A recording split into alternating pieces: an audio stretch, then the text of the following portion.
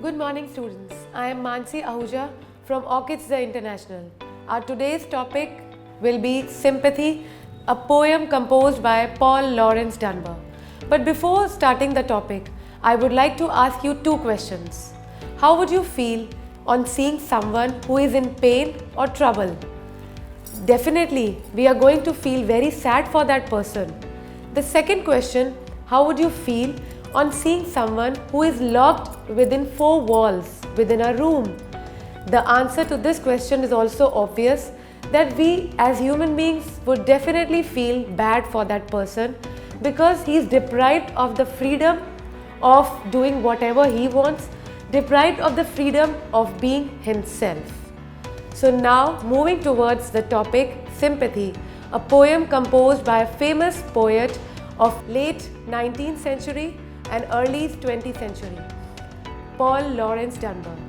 He was an African American who was discriminated by the whites, and with the help of the caged bird in this poem, he has expressed his sorrow, his sadness, his feelings, how he felt when he was discriminated at every step of his life.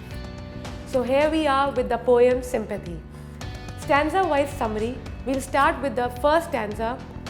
The poem Sympathy starts with the line, I know what the caged bird feels, as he was also discriminated by the whites with so many unfair laws, so much injustice was done to him at every step.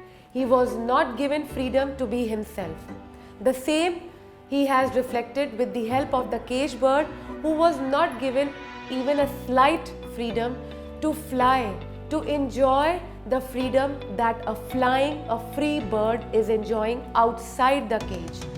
The shining sun, the flowing river, the blooming flowers.